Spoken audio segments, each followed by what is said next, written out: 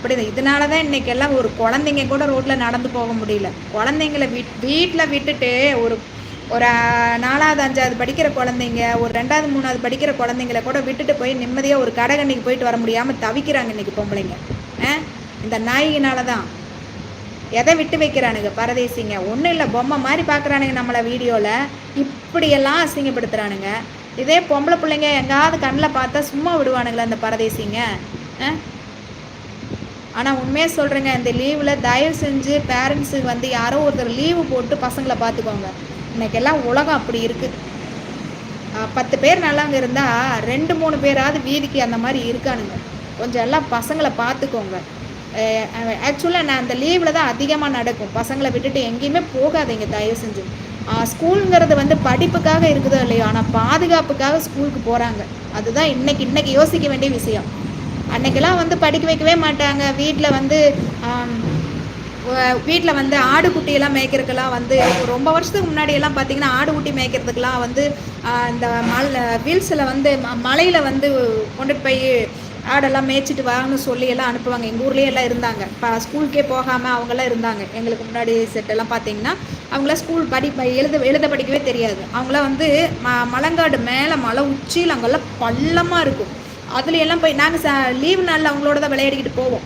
அங்கெல்லாம் பார்த்திங்கன்னா அந்த கள்ளி செடி அதிகமாக இருக்கும். அந்த கள்ளியை வெட்டி அது தரித்து அதை ஆட்டுக்கு வைப்பாங்க. பொம்பளை பிள்ளைங்க அத்தனை பேரும் ஆடு மேய்ச்சிட்டு வீட்டுக்கு கொண்டு வருவாங்க. 7 மணி ஆயிரும் அவங்க ஆடு ஓட்டிக்கிட்டு வரும்போது. அந்த மாதிரியெல்லாம் இருந்த காலம். பள்ளத்தில் அவ்வளோ பள்ளம், அங்கெல்லாம் கத்துனா கூட கேட்காது.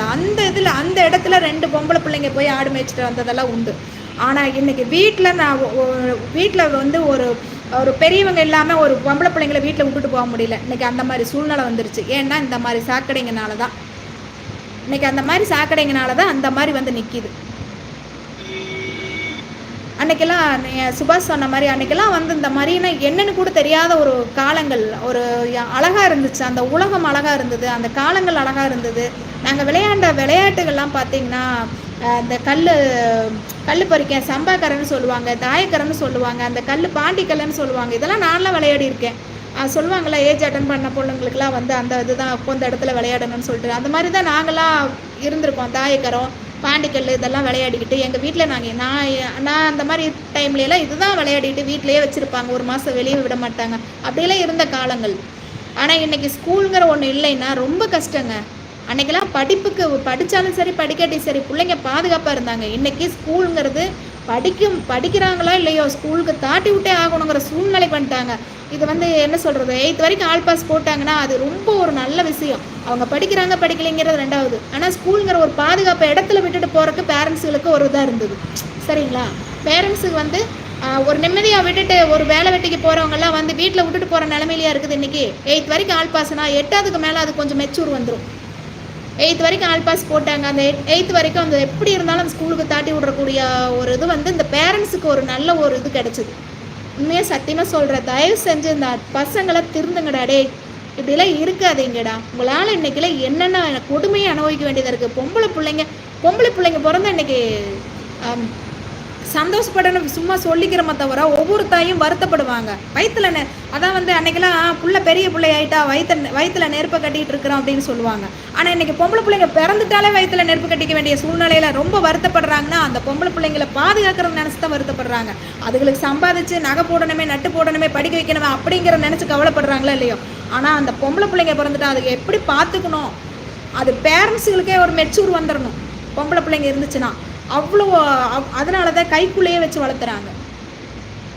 இன்றைக்கெல்லாம் காலம் அப்படி இருக்குது. எனக்கு கஷ்டமாக இருக்குது. இந்த மாதிரியெல்லாம் பார்க்கும்போது ரொம்ப கஷ்டமாக இருக்குது. சுபாஷ் கரெக்டாக சொன்னீங்க.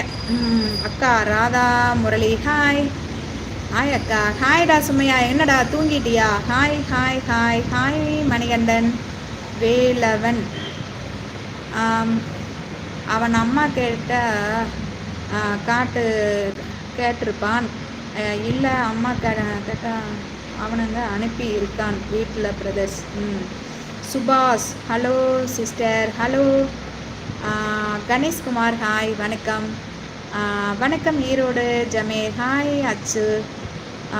ஹாய் சுமையா அக்கா. Cool hi Sumaiya. Sumaiya hi. Hi Anil bros. Suji